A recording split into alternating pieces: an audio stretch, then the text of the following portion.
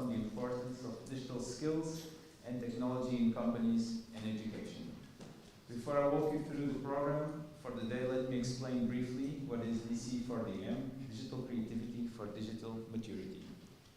This is a European project led by Politecnico di Milano in association with Min Saint-Étienne, that is part of Institute Min Telecom, Universidade de Madeira, and Telecom Saint-Étienne and Startup Madeira.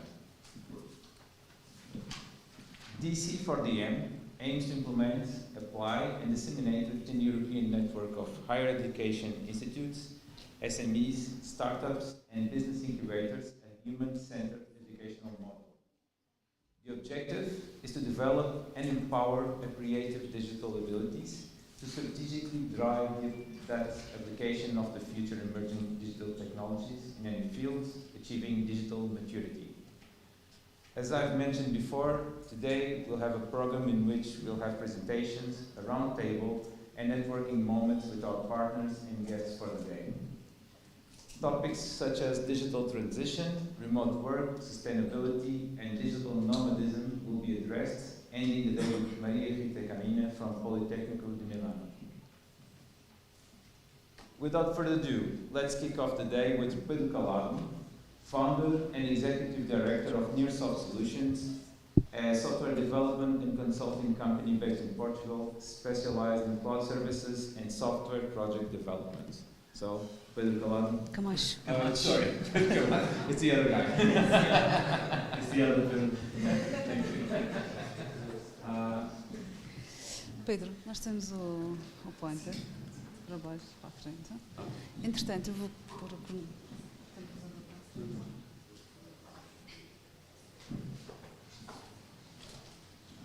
Good morning. First of all, thanks for having us here. I will present, in our presentation, we will present the company, who we are, and basically our lessons learned during some digitalization process. So, who we are. So, Nearsoft Solution is a company based in the International Business Center of Madeira. We started in 2017. We mostly work for outside the country. Around 90% of our services are for foreign countries, and we are currently a team of 25 people, and we are actively hiring. So if you're looking for opportunities, you are more than welcome to send your CVs. So what we do and what is the relation with digitalization? We do digital channel solutions and we do system integrations. What is digital channel solutions? It's basically digital solutions that enable clients, customers to communicate with organizations, companies autonomously. So things like web, mobile, voice, WhatsApp, etc. We also do that. We do that for the banking industry, for smart cities, e-government, and we are trying to expand. When we say system integrations, we basically put systems communicating with other systems. So we help the organizations to develop the integration layers. So the systems they have inside and outside of the organization can talk with each other. That is a key point for the digitalization. If systems doesn't communicate with each other, you will not have a real digitalization process. So some of our clients are in Europe, Africa, Central America, and the United States. Our clients, this is just a few of our clients, basically on the banking industry, on the telecoms, governments. So I will talk a little bit about the digital transformation and what we call the Nearsoft framework, or how do we approach this process. So first of all, the purpose of a business is to create customers. So the purpose is not to buying digital products and be cool and have nice web pages. The main purpose is to have customers. So digital transformation is not just about a technology trend or a business trend, okay? So digital transformation is the redefinition of both. And that is if you want to start a digitalization process in any kind of organization, we have to have this in mind. So it won't be enough just to automate the existing process, because they could be wrong. And it is also not just to create a new channel to communicate or engage with our customers. So start with simplifying your business module. And what I mean with business module in a nutshell is how does the work flows through the organization. So if the work is hard to go through every step of your organization, you really need to simplify your business module and how you are organized before starting a digitalization process. So can you simplify your business module? Can you identify and measure the value you are delivering to the clients? So that's the way we should measure our digitalization process. Can we measure the value we are delivering? Are we just creating channels and web page and apps, and we are not giving extra value to our clients? We think about technology only after this. Simplifying the business module, putting the value delivered to the customer at the center of your business model and strategy. Don't put technology at the center of your strategy. Put first the client and think on the technology as an enabler to the digitalization process. So after this simple, very simple approach of 2 minutes, what makes us different on our digitalization process? Our product and our platforms are data-driven. So in all of our systems, and that is making a success for us in several business areas, we are creating a data lake. A data lake is kind of a big repository where every data, every structured and unstructured data is sent, it is archived there, and that is used to generate real-time metrics, real-time alerts, real-time decisions, and this also is a very important add-on we should put on the digitalization process. That is how we are handling the data we are generating. So to finish, and what was the biggest achievements of Nearsoft during these last 5 years? So last year we were incorporated in X-Europe, one of the biggest accelerators for fintechs and scale-ups in Europe. We were the only Portuguese company on the 25. In 2020 we were incorporated in Copenhagen Fintech, and probably the biggest recognition in 2019 we were awarded top 5 fintech, top 20 startup, and Startup Lighthouse program from the European Union. So thank you very much.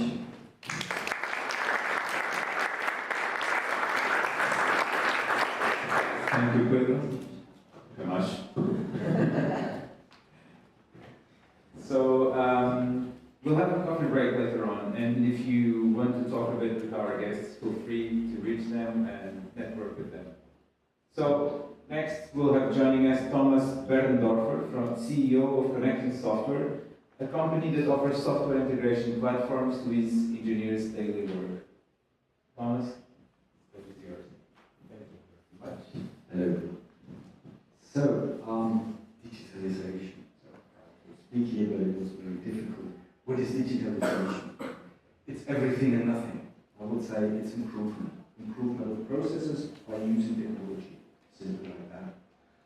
We have companies, they use to start Excel lists because it's faster than to write by hand. That is digitalization, it's basic.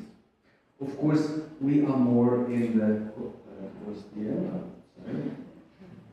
digitalization. Here we go. That is from the marketing team. I was younger there, and I was trying to digitalize everything, and that's the idea of IT companies. So what we are doing, if we are in the business of business, B2B work, it is making things cheaper and better and faster. Very simple, that's digitalization. Not more, not less. And we want to do that. I think I have a digitalization problem. No, we don't. So about the company, we are around about 40 people. We started in Austria, then we went to Slovakia, and I have here a slide which was not correct. We have more than 300,000 active users, more than 1,000 installations around the globe, and we are in the area of Salesforce and Microsoft Technologies business solutions. And we do them together. And our idea is to be a global team of people who wants to make a better world by improving technology or improving the usage of technology. So what are we doing? I will go there a little bit later. But important of digitalization is also to have an international team. Many different people with many different things and thoughts, and to look at a situation in a different kind of view. What does it mean? If I only solve the things what I ever did and how I ever did, then I have no improvement, then I will do it as I did. But if you change the people, if you have different approaches, if you have different countries, if you watch in different countries, how they approach, how they change something, you can make your improvement. So, a little bit about the company, I think, that makes a little bit more what is digitalization and how is the journey to that. So we started, we wanted to bring technology from the Western world to Eastern Europe. And so then we started to find new things. What can else we do? Then we started to do consulting. Then we started to do software development. And then with the software development, we see, okay, there is a change in the salaries. So the Eastern European get more and more salaries. Sooner or later, you have the same salaries like Western Europeans. So what do you do? So you start to think about, oh, let's make a product. And then we started to build a product. And the product was build an integration platform. But the integration platform was one out of many. So many people said, well, why should I take this one and not another one? So we started to think, okay, let's make products, and not the integration, because this is like an army Swiss knife, you can solve everything, but usually the people have one problem now and they want a solution for it. So we started to identify problems in the IT market in 2014. We started with our permissions replicator. It's a very small niche product. What we do is we read out the access and the permissions in the dynamic CRM, and we write it over to SharePoint so that they can store the documents there. There's a mini market, but we are the world market leaders, and we have 50 national departments, we have huge companies like Rolex, the Red Cross, we have ServiceNow, ThyssenKrupp, Otis, and many others. You will see some logos later on. But that was the start to develop more and more products, and the products become more and more sophisticated, because if you know what is needed on the market, you can improve it. And if you improve it, you do a digitalization. Yeah, so then we started the journey, and I think that was also one of the task force speech. What is with the young people to bring them closer to the digitalization? And that is not in my presentation, I think. How do I bring young people to digitalization is also to say it's not now we do it and tomorrow we have it. It's a journey, and I think that is the very interesting thing in life. that all is a journey and you have to improve and you have to stay consistent, believe in the things what you're doing. And the same is in the digitalization, which is an ongoing process to improve. And by the way, we are also looking always for good talent. So not only Pedro, also us. I'm still Mr. Gallardo. That was a good start. Okay. What else? I think I sent the wrong slideshow. Yes. So what we try to do is always improve by trainings, by taking care what else is. But the most important, and that is always listen to the customer, listen to the prospect. If they tell you what they want, and that is a part of my presentations all the time, is to say, ask them, what do you expect from this meeting, what you are looking for? And then they tell you what they need and what they want. And if you know what they need and what they want, you can offer them something. And if you don't have it, you can build it. That is the super creative part in an IT company. If you create your own software, you can make things. And that makes a lot of satisfaction. If you're not just dealing with the same stuff all the time, or what other people do, but if you can be part of a team that is creating something, that this gives a lot of satisfaction in life. Oh, that's why it's true. Yeah, so we built a lot of success stories and couples of market leaders. ZF is the market leader for gearboxes in Germany. It's a very old story. Compass Group is one of the biggest catering systems in the world with more than 500,000 people. ePair is a monopolist in cranes and in a lot of other things.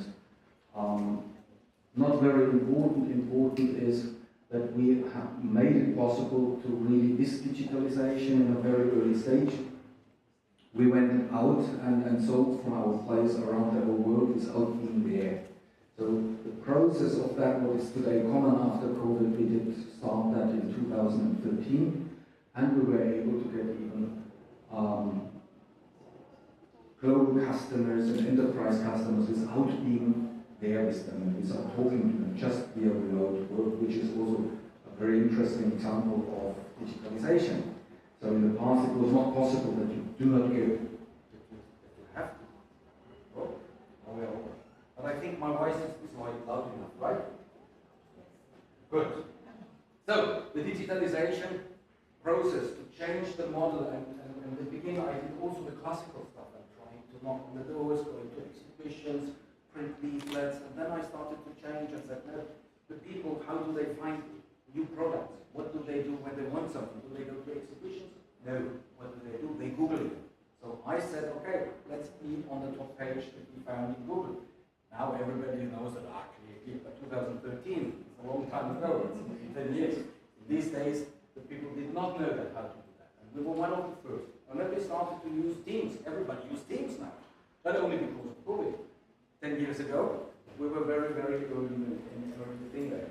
And that means you have to adapt, you have to improve, you have to see what happens and what is necessary, and what do you need to do to change the attitude and to meet your markets. That is our Connect Bridge. These are some products, and they were found always together with other people. We were talking to them. They told us, what do you need? And then we started to build products when we thought it was a good thing.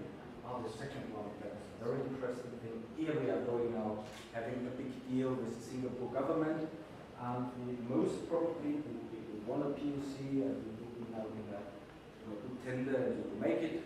We make a high security solution where, again, they were asked, can you do a high security solution? And then we said, let's think about that. And they used IELTS. IELTS is a technology, it's a one-way communication between, instead of a normal Ethernet, you have a bidirectional communication. It's like sort of one way that makes it very, very hacker-proof.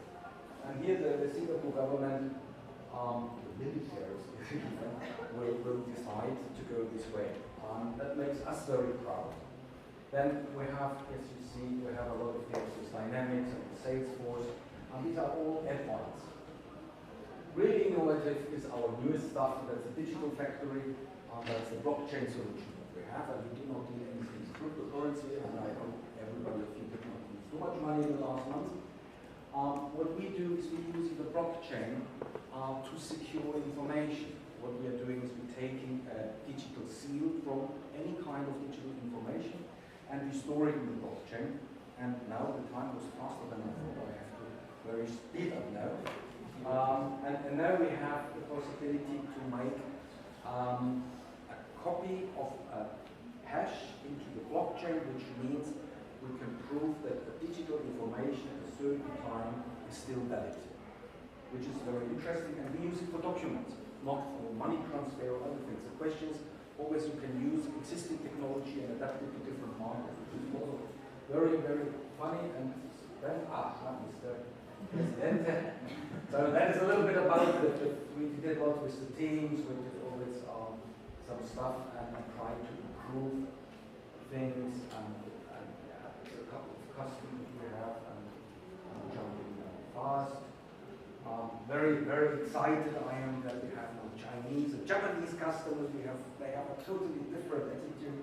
It's very interesting to learn also in this world how to do something. Some partners of us, and I think that's it.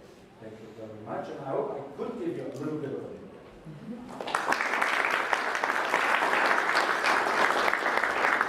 Thank you, Thomas. Sorry about the sound. Well, what began as a digital maturity day now is a scouting and head talent offer. So if anybody brought a CV, just give to one of them and you'll get a job. So now we'll have Paulo, Abreu, Project Manager at Arditi, the regional agency of development of research, technology and innovation of the autonomous region of Madeira.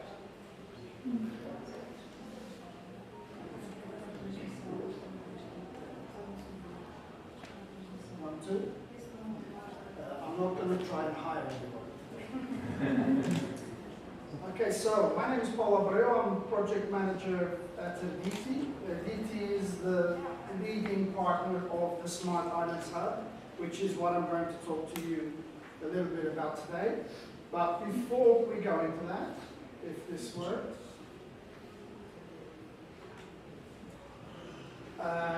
I want to set the context for digital transformation from the perspective of the Smart Islands Hub. And we have here technology that's responsible. We call it disruptive technology, but the question is it really the technology that's responsible for the disruption?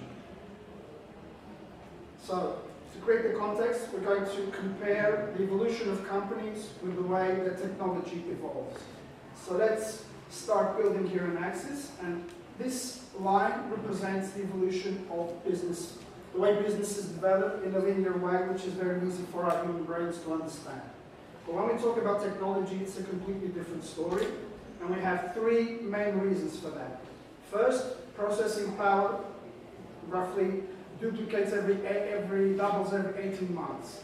Communication bandwidth doubles roughly every 9 months, and storage capacity doubles roughly every 13 months. All this enables us to develop technology, very powerful technology, and the result is an evolution that's exponential. Okay? So we have a very different evolution in these two situations, and there's quite a big gap. And when we look at the gap, we can point, yeah, the pointer works. When we look at the gap, the first thing that comes to mind is that businesses are not taking full advantage of the speed of evolution of this technology. But is the gap empty? Well, in fact, it's not, and my very good friends from Startup Madeira like this because typically here in the middle we find the startups. Startup companies take very good advantage of the technology. They master one or a combination of these technologies. And so in reality, what's causing the disruption are these new companies that come in and bite off chunks from the value chain, okay? So when we look at the theme for today, from traditional to digital, one thing that's really happening is that before, traditional competitive models are not working so good for these companies anymore, and they need to change because startups are coming in and they're biting off chunks of this value, okay? So what do companies need to do? My colleagues have said a couple of things. First, we need to elevate the digital maturity of the companies. Second, we need to define strategies specifically for digital. And third, we need to help train people and change processes to adapt to this new digital age. But how do we do this? Because it's very hard to master one of these technologies. Mastering a combination is even harder, and small companies, SMEs, typically do not have the resources and the know-how to do this. And this is why we have digital innovation hubs. So a digital innovation hub is a one-stop shop that offers services in those four main areas of test before invest, support to find investment, innovation ecosystem and networking, and skills and training. So essentially, they gather different organizations with the expertise, know-how, even the infrastructure with laboratories and things like that, that are going to help the companies and entities of the private sector to evolve in this digital transformation. And now, it's time to talk a little bit about the Smart Islands Hub. So essentially, the C is Madeira's version of a digital innovation hub, but we actually look at it as a little bit more than that, because it's called the Smart Islands Hub and not the Smart Islands Digital Innovation Hub. We look at it as an innovation ecosystem that takes the form that we need to take according to the different context. So we can see here we are part of the Portuguese network of digital innovation hubs. Recently, we got the Seal of Excellence and are now part of the European network of digital innovation hubs. But we also work with other islands and partner up with digital innovation hubs there. And we have different types of projects, but also very important, where the nail is right here, is our local strategy. We're also an innovation ecosystem for the region's needs. And of course, if I said smart, sustainable innovation, I could finish the presentation, but I'm not going to let you off that easy. So, walking through the Smart Islands Hub, our mission is to promote innovation using the islands as living labs for testing and learning smart island solutions. So essentially, this is a very big experiment that we're trying for the next years. And we want to do this with the best available ecosystem expertise. That's why we have the partners we have, and I'll show you that in a bit. And we want to create confidence for a digital transformation towards sustainable development. So in the end, it's not about the technology, it's about sustainable development. Our strategy is to promote the empowerment and digital inclusion of the Madeira organizations. And we also want to promote cooperation with other island territories and small economies like ours that face similar challenges that we want to transform into opportunities. A second point of our strategy is that we always have in mind the framework for sustainable development from the economical, social, and environmental point of view. We have awareness for social innovation, for humane technology, keeping the human being in the center. We look at runaway technology, with not letting the technology speed up too fast against other areas, like, for example, legislation. Of course, data ownership and privacy is very sensitive. They say data is the new oil, and if we look at the richest people on the planet, they've moved from owning land to owning machines to now owning data. But the question could be, is the data really theirs, or are we giving them the data? And within the region, we don't want to leave no one and no organization behind. Everybody, we want everybody to be a part of this. This was a live sketch we had in an event we organized, Arditi organized about a month ago, and it was about digital transformation, sustainable development, and the future of work. And among several cool things, we have over here one of my favorite, which is focusing on asking the right questions. We keep talking about accelerating digital transformation, which is really important, but we need to ask questions along the way. And I personally believe that if we focus on asking the right questions, we'll be closer to finding better solutions for us all and not just for a few of us. In terms of sectors, we are going for energy, circular economy, environment, and sustainability, mobility and logistics, public sector, health and biotechnology, commerce and services. You don't see tourism, you don't see blue economy. Those areas are being taken care of in other digital innovation hubs and in other projects. So we focus on these sectors because we believe they're really crucial for the development of the region. These are the beautiful partners of the Smart Islands Hub. Starting with Arditi, we have University of Madeira and Startup Madeira. the Chamber of Commerce, ACIF, we have the Universidade Nova de Lisboa, and then we have collaborative laboratories that help us with a lot of technology, like Uninova, Secolab for circular economy, and the Smart Energy Lab for energy. But we partner up with islands. These are all islands from the Atlantic all across the Mediterranean. We partner up with several industry players and academia, and of course, very important for us is the support from the autonomous region of Madeira. In terms of services, I'm not going to walk through everything because it's quite a lot, but I want to point out that we are going to focus a lot on the digital maturity, and we're going to be with whoever works with us throughout the whole journey. We are going to include the creative sectors with processes like visioning and design thinking for digital transformation.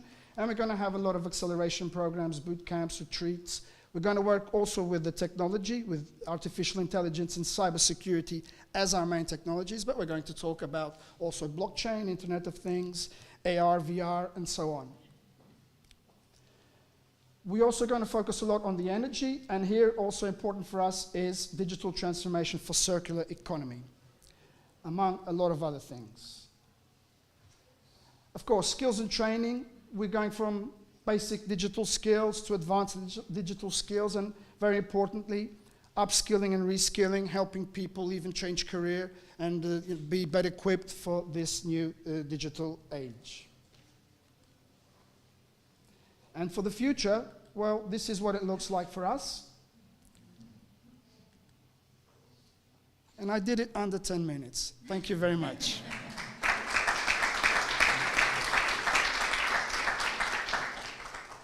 Thank you, Paulo.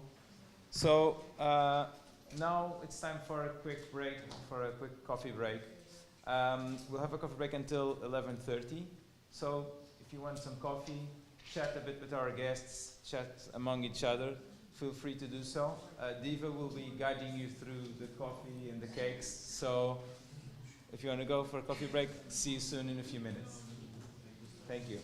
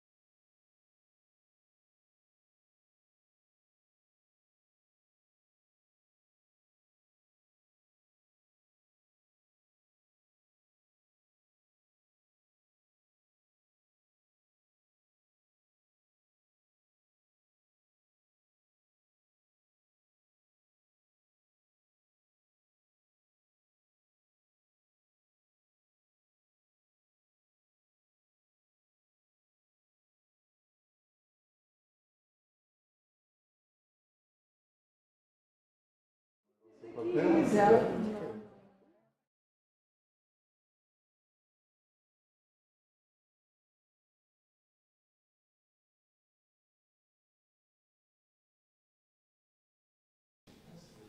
desliguei para poupar a bateria. 1, 2, 3. Consegues-me ouvir melhor? 1, 2, 3. 1, 2, 3. Teste, teste. Teste 1, 2, 3. Não me consegues ouvir nada. E posso aumentar aquilo lá, não dói, para pôr o som. Mas ainda temos que ver se eles vão usar os micros mesmo das... Vão? Vira isso mais para aqui, ligeiramente. Eles devem conseguir ouvir eu falar. E agora o André, estás a ouvir ele a falar? Fala, André. Roberto, estás-me a conseguir ouvir? Eu penso que eles não vão falar mais alto que isto. Acho eu. Mais alto do que isto. Eles vão ter microfone. Sim, mas em princípio vão estar calados.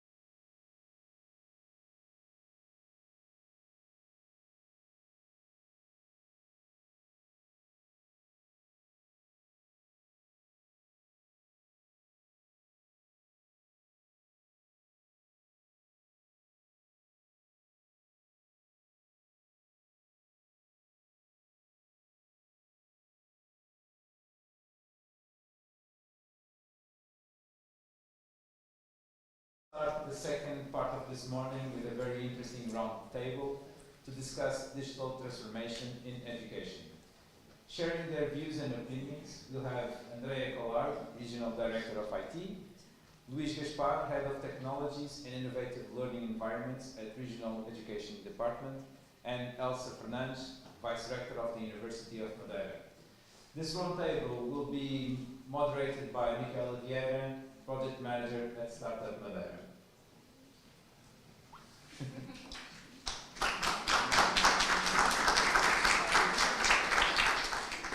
So, good morning everyone. So, I believe we're going to get back to the beginning, so to the educational part of it, and we started this morning hearing from the founders and CEOs and leaders of projects that are now more for the adults, for the real world, right? But let's go back to the beginning, because to start doing these projects, we have to educate people. And so I'm very happy to have you here today. But before we begin, and I think it was already mentioned here a few times, but what is digital transformation for you guys? What do you, in a sentence or in a few description, what does digital transformation mean to you? And we can start this way. And we can just talk. There's a mic there. Okay. Okay, so it's working good, because usually when I touch something it stops working. Okay, so digital transformation. We've been talking a lot about digital transformation. It's been in the media, it's been a point of discussion of a lot of conversations, of a lot of meetings, of a lot of events here. But it's so simple. It's just a natural progression from the Industrial Revolution. So we've been going through to the machines. We've been humankind has always been able to easy things that they do, processes that they have, things that they have to do. So digitalization is just the easy, making things easy, facilitating the way we already do things. So it's just naturally. Okay, that's what it is for me. So, thank you for the invitation to be here today. I think I will be more useful if I talk in Portuguese, but digital transformation for me means dematerialization. But what does this word means in education? Digital transformation is the introduction of technologies in the pedagogical process. The introduction of tablets, robots, 3D printers, VR, AR, and others. But in a way that transforms the classroom and the way of working in the classroom. Otherwise, we will have an environment enriched by technologies, but not digital transformation. Good morning. Good thing to talk in the last is they say all and enjoy. Digital transformation for me is improve and bring new features to the process, and in education is bring something new for the teachings and the students. We can do something different and in a better way. Digital transformation has to add value to the process and to the different actors involved in the process.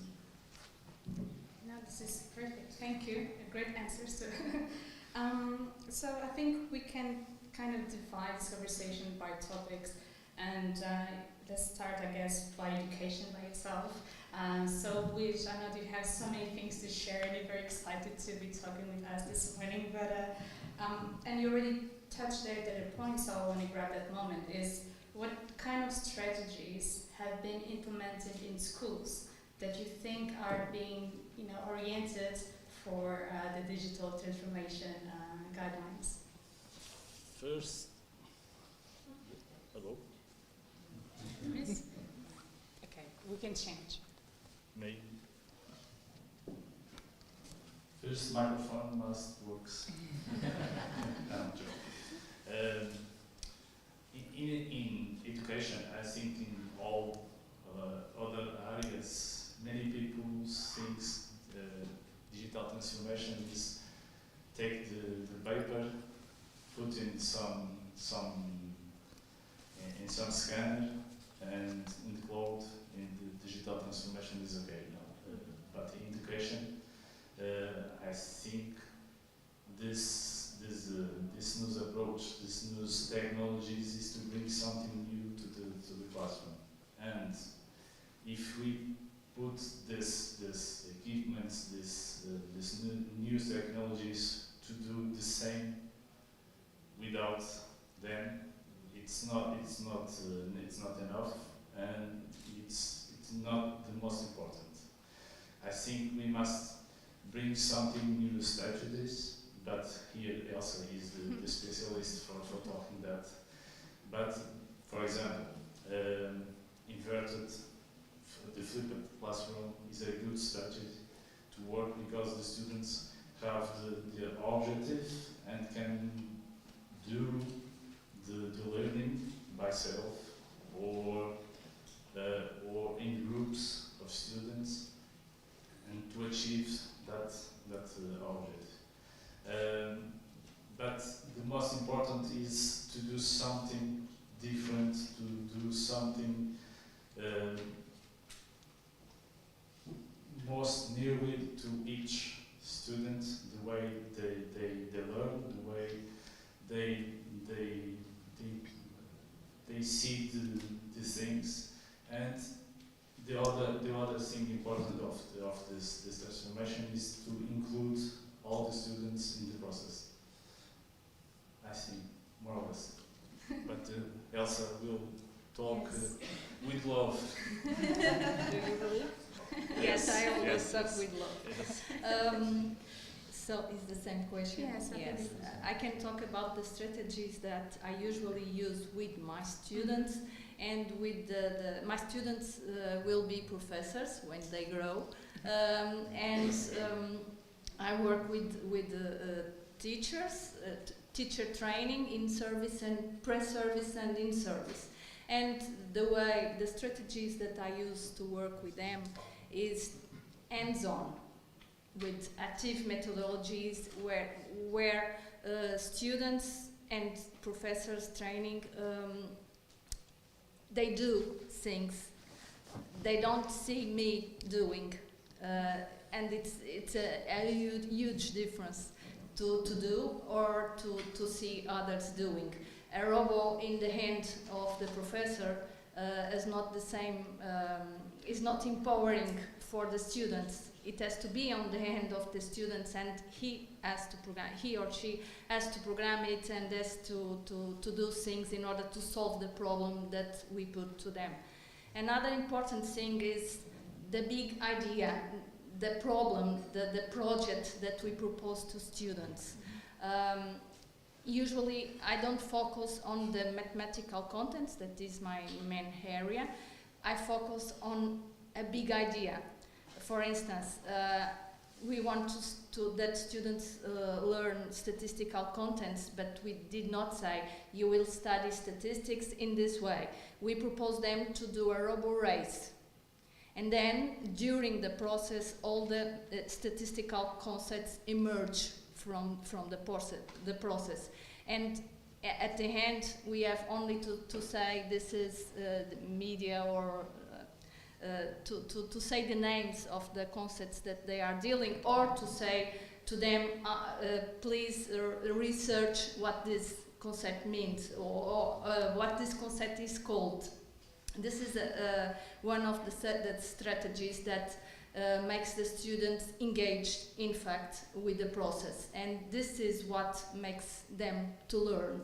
And in the daily life, when they are active citizens, they will not to solve problems trying to find a concept. They will have to solve problems and to be involved in the process and to solve the problems that the enterprise has to solve.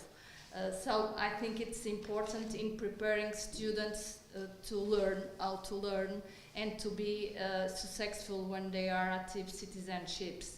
But one important thing that I usually want in my classes is that my students be happy when they are involved in the work they do. So I think it's an important strategy also to bring happiness to the classroom or to the place where we work.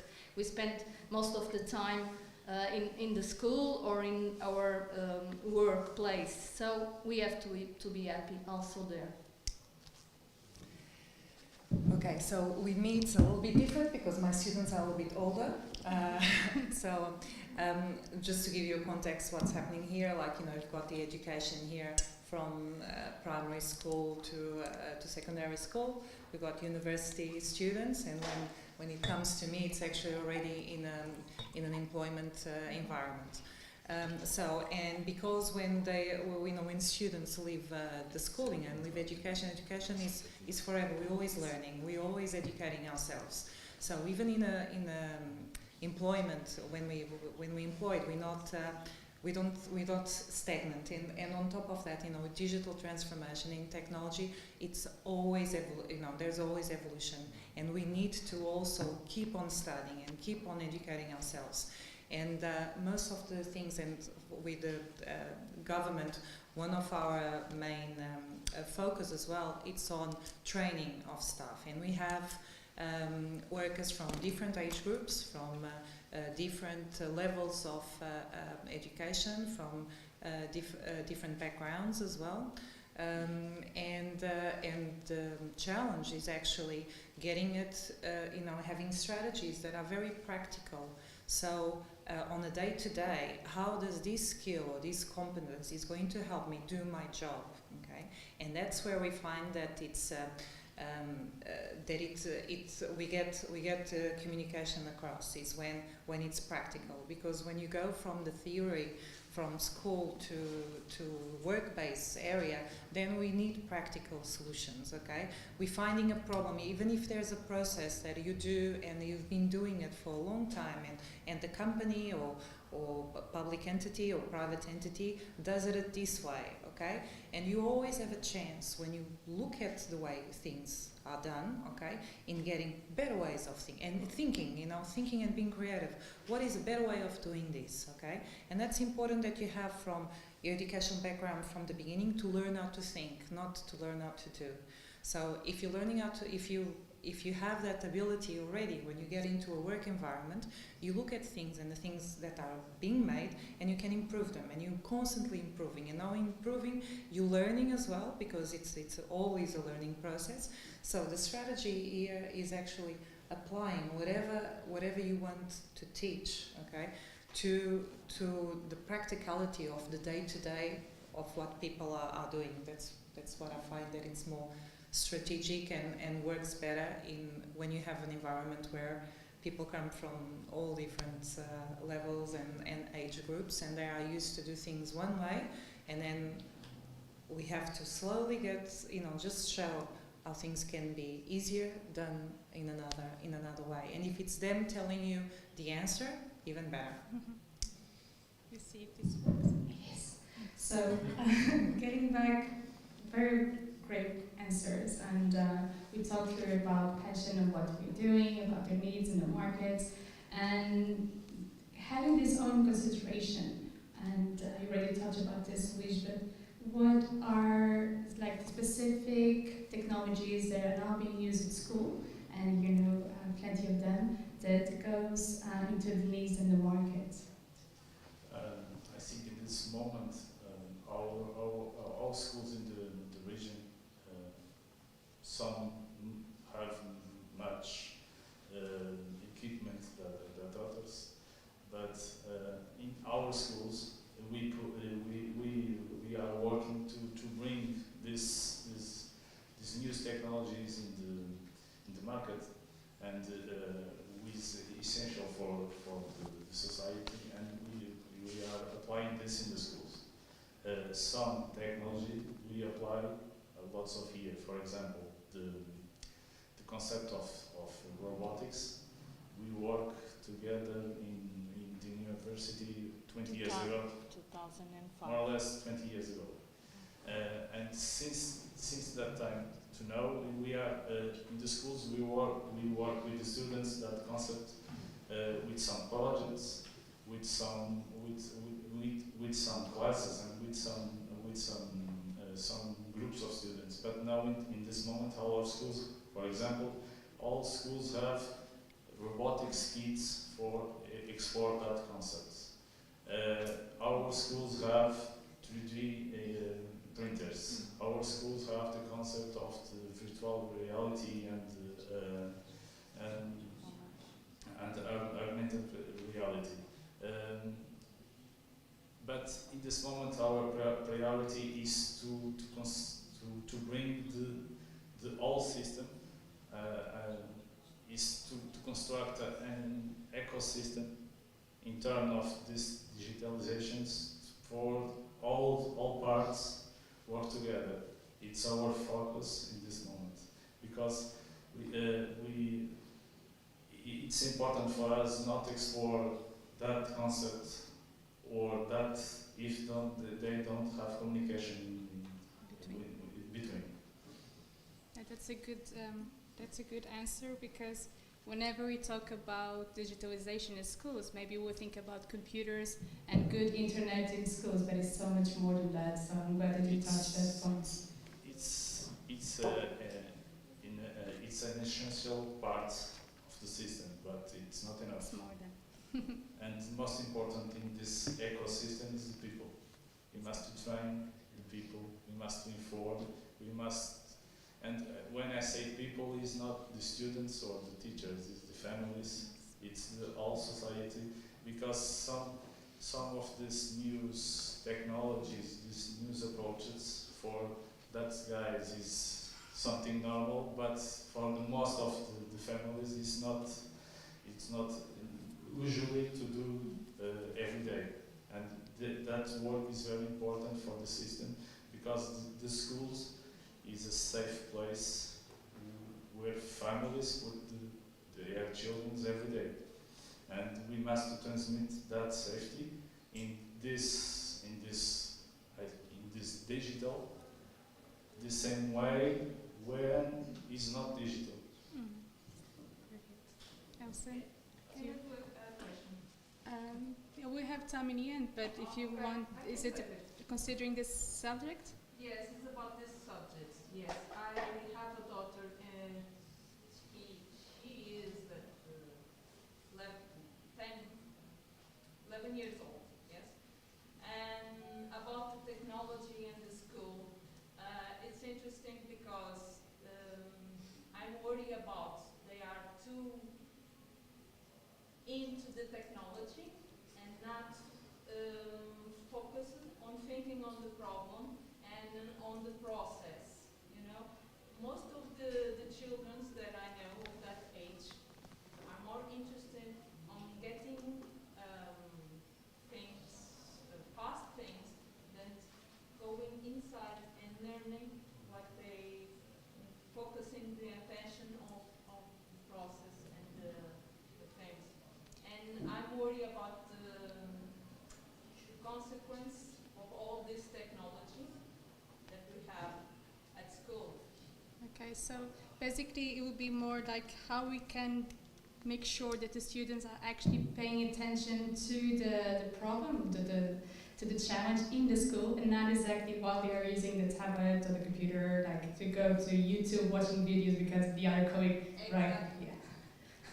If I can say something about this, we cannot introduce technologies and try to change the way students work and to expect the same of the students. Students are different, the world is different, so they have to do and to do things in a different way. So I think if students are trying to search for something in the computer when they are trying to solve a problem, it's good. Other times we don't have the possibility of to go to Google and to see what is this, but this is interesting for the process, and this is also learning. So I think we don't have to be worried about the change that occur when we introduce some changes in the environment. And technology has to be transparent in a way that allows students to involve in the process. If they use it to Google and to see something more, to add value to the process, it's good. We don't have to be worried about that.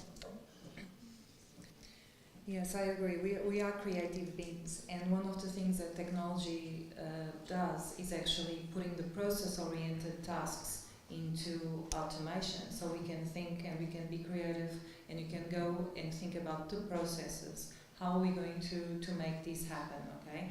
And there's so many issues and so many problems in the world to solve that if we can focus more on the solutions, on thinking about the solutions, than thinking about the way we're using the technology. So what we are, I mean, and this is Luís brought up this point about students, about things having to be centered on students. What we're doing in the government here in Madeira Island is that everything that we're doing, we're centering on the citizen. So we're centering on a person, being person, collective person, as companies, as individuals. So if we center a transformation, a digital transformation on the people, for companies will be on the clients, education will be on the students, for health will be on the patients. So if we center on the people, okay, we're not going to have this sort of preoccupations, because we're doing it for the people, for the betterment, okay, of what we can do.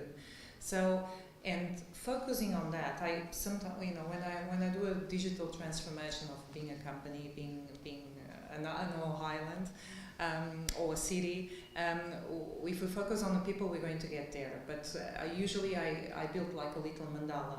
So we center on the people because they are the ones who are going to use this. They're the users. They're the ones who are going to benefit from it. And technology is just a tool for us to get to something. So the first thing that I build on is in infrastructure. So we're talking about the networks and connectivity.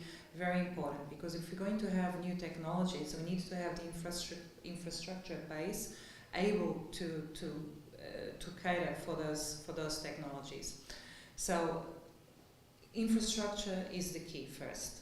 The second part will be all the equipment, all the tools, all the computers, all the, you know, all the little gadgets, being software and hardware that we're going to use from that connectivity. We need to have tools to be able to communicate.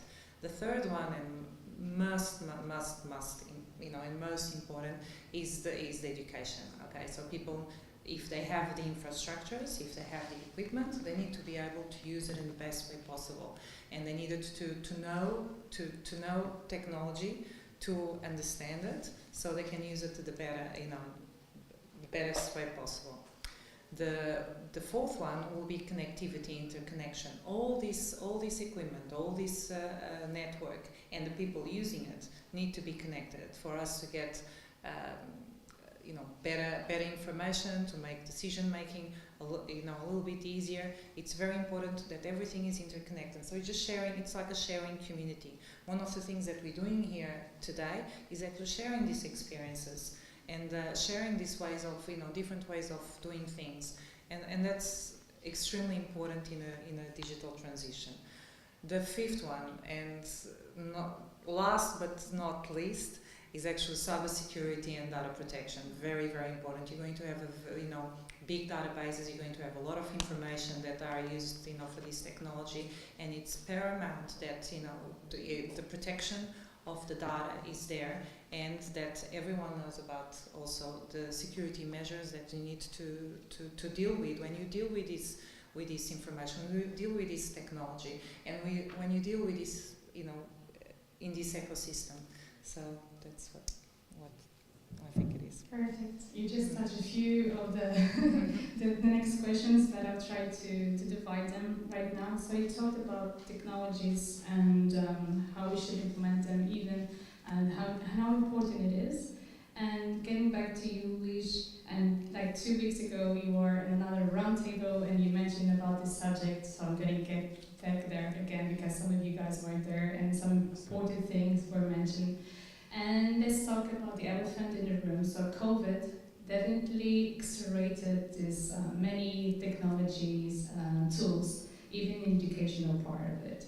And a lot of things were improved, some of them were adapted. What were, besides Zoom, because we already know how it went and what I had in the classes, and even how all the hard work on the teachers, because I think we are aware of that. But what, since 2020, what are the tools that were adapted since the pandemic and are still being used like on a daily basis by teachers and by students? So, 2 weeks ago I said something like this. No, it's easy to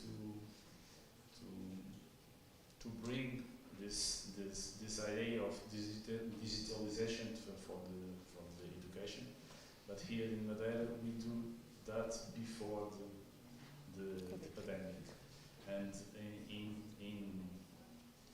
when we begin, all of people looks for us like an AT and something strange. What is this? Bring tablets, bring digital books for our classes, and the books. Our idea when we began this process is not to bring only tablets or bring only digital books, because this is do the same with different tools.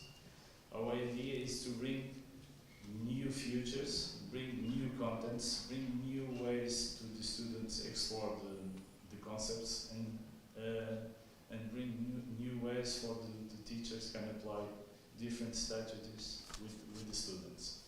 And in the beginning it was difficult because the society have formatted to the system, and also the teachers, because I am teacher. I studied all of my life in the school we know, and we work in that school. We are talking in the break. The teachers is the people who never sold out of the school. They lives in the school, and they know the system like we. But with the pandemic, that students we have this new approach, this new equipment, this new way of teaching was advantage from the others. Because when we talk I don't like to say the digital transformation. I like to say integrated the digital in the process of education of our school. When the pandemic comes, we have much of pressure to do something with our students from the best way we can. But this was in 2020. No, and now in this moment we must do the best to bring that new way of collaborative work, of the approaches of our students and between teachers in the classroom. The important here is to bring that new things we learned in the pandemic for the system. And in this moment, this is our aim to do in the system, in the actual system, to bring this new technology, to bring this new approach, we respond that question. Yes. It's our focus. I was getting there actually, because and we were just talking about this in the break as well, is that actually that question, it was very interesting, because we were just mentioning about the challenge it must be, because the students are more aware of the newest trends on the internet. They know more about technology than I do probably right now. But how can we make sure that we are adapting even to them, and how they are, keeping interested about how to learn? I think the students have the the aptness, the competence to use the technology different like me or different like you. And I have a son with 9 years old, and they looks for a tablet or something, any gadget, different like me. They looks for a screen different from my look.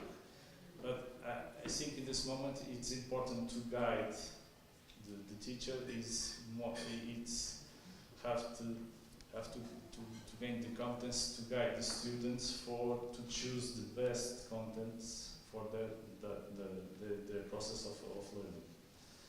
It's important the teachers have this conscience. It's to guide the student to choose the best content, the best strategy for that student, the other student, and so on. Very interesting. Elsa, do you want to add something? Yes, I want to say that technologies doesn't think by theirself. They have to be a tool for the work that happens in the classroom and for the proposals that the teacher has. Teacher has to, in the same way, to create learning scenarios, interesting learning scenarios, focus on solving problems, projects, using the technologies as a tool in the same way that, in a natural way, in the same way that we use pen and notebook and books today. Technologies doesn't have to be the center. They have to be transparent in order the process can be easy and students and promote more learning and deep learning. Very interesting.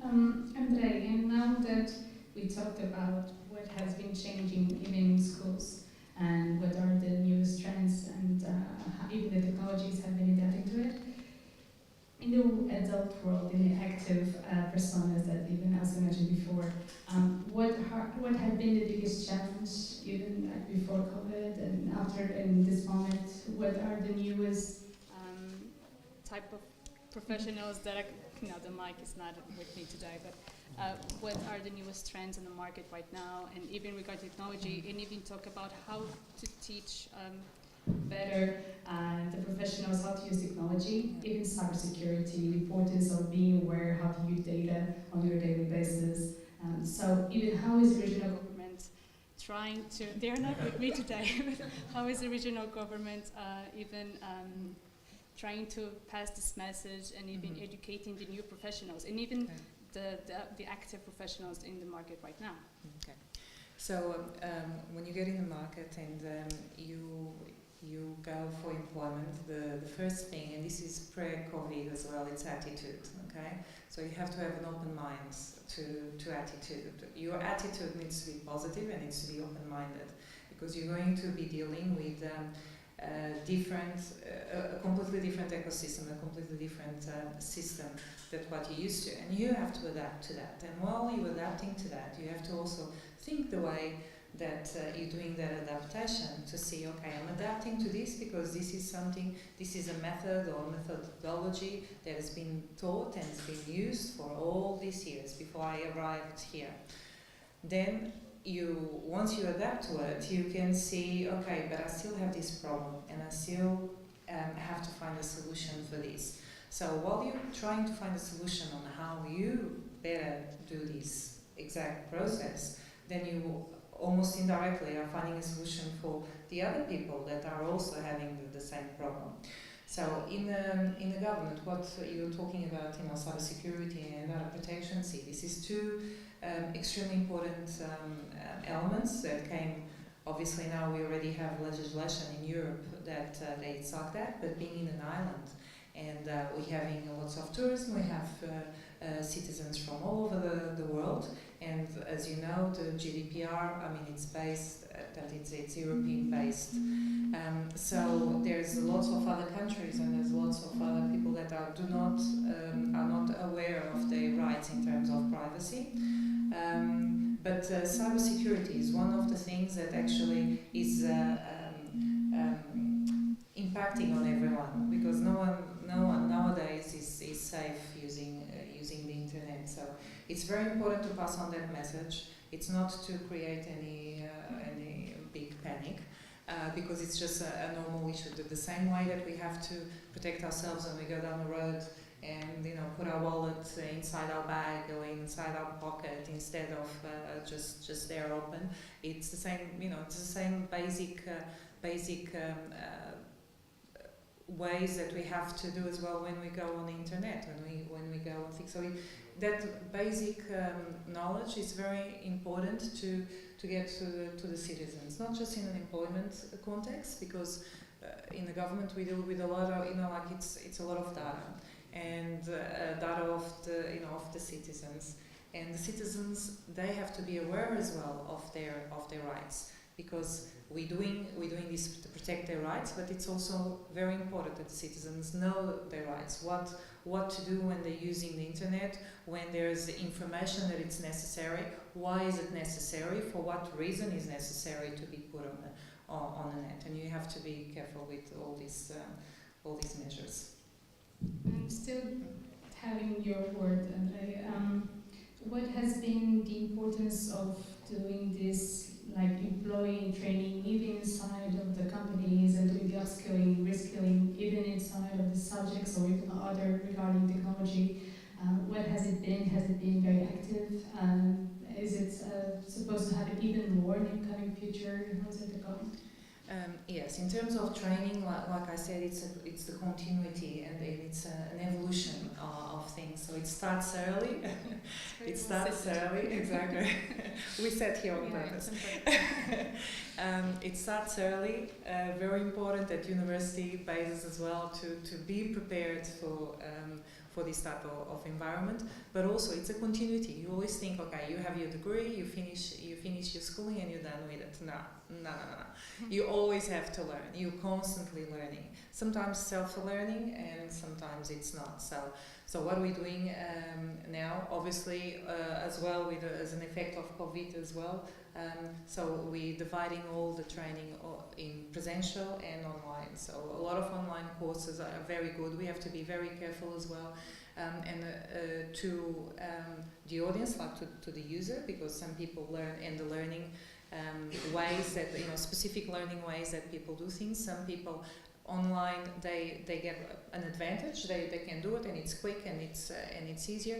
Others prefer presential. So we always need to cater for the specifics. Like it's not having a standard saying, okay, this is the course that we're going to do. Okay, you're going to learn this skill. Depends on the student. Okay, depends on the way people learn.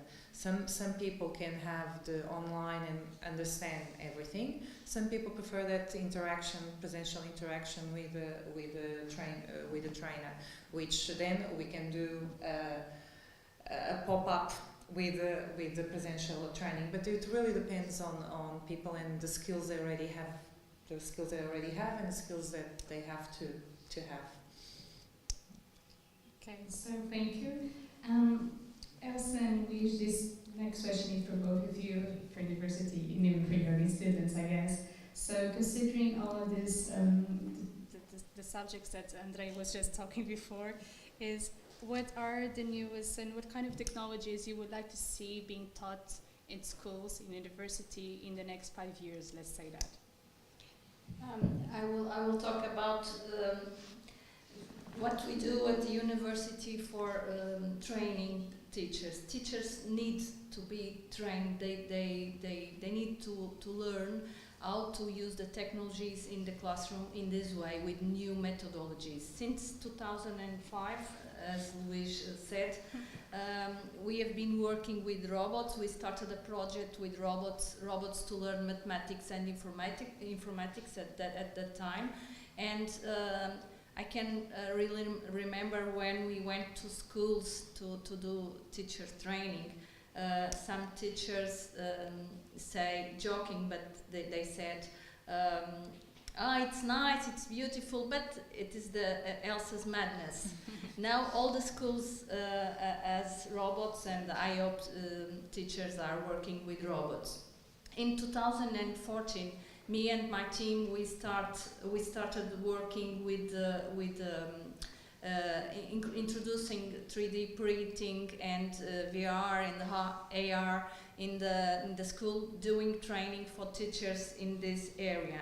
At this moment, I am preparing a postgrad in STEAM education, because with all this work and the research I've been doing, I realized that we can, with all these technologies, we can make emerge and all, not only mathematics, that is my main area, but also other areas of knowledge, such as science, technology, engineering, arts, and mathematics can be worked by students and by teachers when we use project methodology and use all these methodologies. So we are, at this moment I'm creating a postgrad in STEAM education in order to teach teachers, to make teachers learn how to bring all this knowledge to the scene. Because in life, problems and projects does not appear compartmentalized. Only in school that happens. So we have, if we want to educate citizenships for the today world, we have to work in this way. We have constraints. When we work in this way, we are not preparing in the traditional way students for the exams. But I think we have to start in a certain way. We have to start working in this way. And if they work to work in this way, they will be able to solve the exams at the end. But we have to rethink all the system. We cannot promote and claim for changes like the politicians and parents and all societies claiming for other school. We cannot claim these changes and not change certain barriers that are exams and assessment. If we want to change all these things and we want to introduce technologies and all this to the school, we have to rethink also the way we assess the knowledge that students gain. So this is an important deal also. So in the schools in this moment, we have two different strategies. One for the teachers. The teachers must have to training for this new approaches, and the work of Elsa with along years ago. It's important, and our focus is in the concept. And we are creating, for example, we create 2 years ago for the first cycle, the students who have the first and fourth year,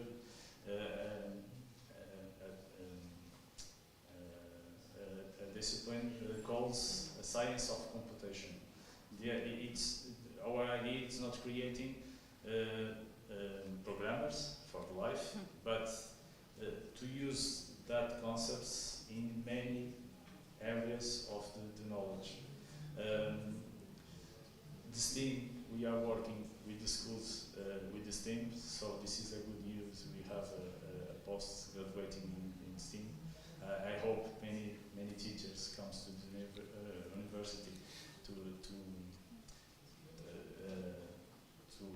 have that courses, because it's important to work with the students in a way of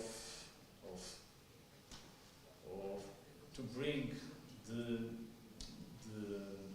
main aspects from different areas of knowledge, to do something, to do in projects, because this is important for the future. The students work in group, work in form of collaborative way, and to learn to have the most important from that area and apply in that one to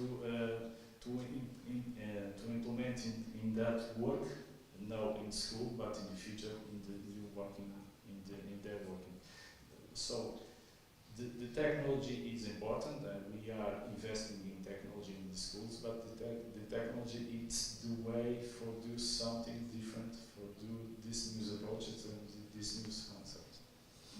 Exactly, and it was like Elsa was mentioned before, even the technology is done and made by humans, by the needs that the humans are doing and needing. And sometimes we don't even know that they exist, but they do, and somebody is already working on that, so that's very interesting. And I think you already mentioned a few times this part of it, and we talked about this, about the competencies that are needed in the market right now. And what do you think, even like in the young school, in the young age, what are the competencies that you're feeling that are needed even in school right now? So regarding technology and more than that, but what are the biggest changes? I think it's important every day talk with this new literacy, digital literacy, with the younger students. The security is very important because the security begins from each one, and color and best practice of any tools, of many tools we have in this moment in the market, but insist in this idea of the collaborative working because it's important. It's important for the work, but in these times it's much important because we have people working in the office, people working in home, people working in other country, and we must to bring this idea to our students in the first year in the whole longs of years of studying, because this is the future of working, and we must that instinct to the knowledge we must to transmit the students. We must prepare our students for the future of the working. I think it's math. I think we have to work on the development of competencies in the different levels, because we don't learn a competence in one day or in 1 month. We have to, if we have to be competent in communication, we have to start earlier working on communication and then developing different levels of communication. And I think because we have technologies and different methodologies, we have to use it also to develop communication, creativity. We have to bring to the school creativity. Many times we close the door to creativity. You cannot be creative in this classroom. It's only to do. It's not true. We have to allow students to bring their ideas and to listen them.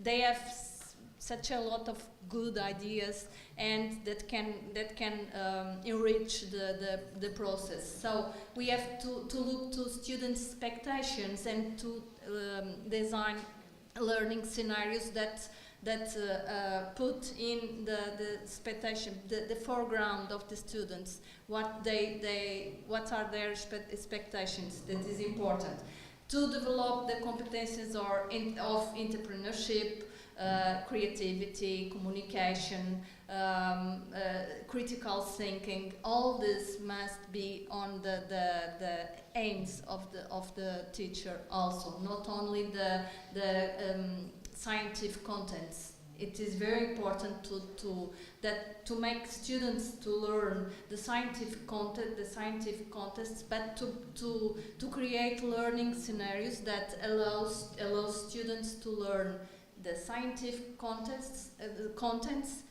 with all these soft skills.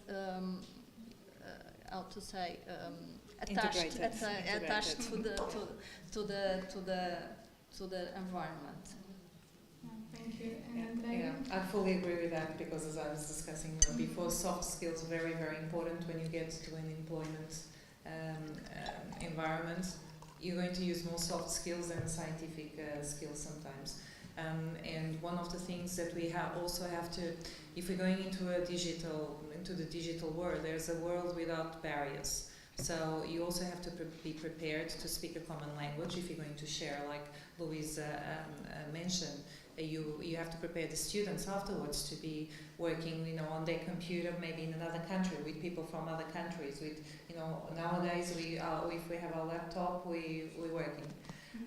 So to be able to do that, maybe for ahead as well of the soft skills, got scientific skills, soft skills. Also, it's good to speak a common language. So basically English is the common language you use in most communications and world environment presentations like we're doing here. We can speak with different people, so it's also something important to have when in a working environment.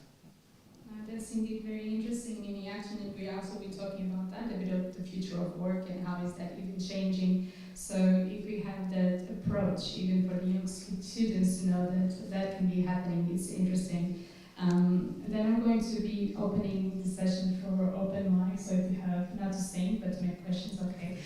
If you have any questions to ask our guests today, so feel free to really think about the questions that you want to ask them. But even taking consideration this last part of the conversation and knowing that the future of work is changing a lot, even the way that we are working. And we can be here in Madeira to be working for our clients like in the rest of the world is doing. We have even the fintech that they're hiring local people, and for us it's important as Startup Madeira to see even local people being here in Madeira.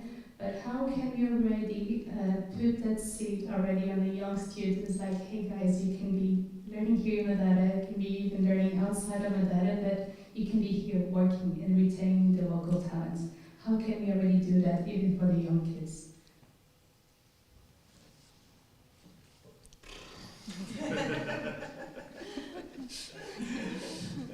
It's difficult because in these days we form students to go on.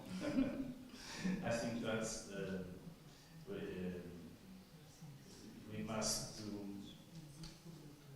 to invest in the companies maybe to bring here to Madeira much other ways to other students to see Madeira like a place who is good for working and it's good for live. One thing I think is to explain this to our students, that it's important the students from other sides to come here. In the most early ages, the system fixed the students, but I think that here the university have a good paper for that, because the university can bring students for age superior and to show Madeira have potential for that. I think it's most of a problem of education, or a challenge of education is a challenge of the whole society, because in my opinion I think we have all the conditions here to have a very good ecosystem. I think it's a big ecosystem for working here in Madeira in new technologies and new ideas and so on who becomes in the future.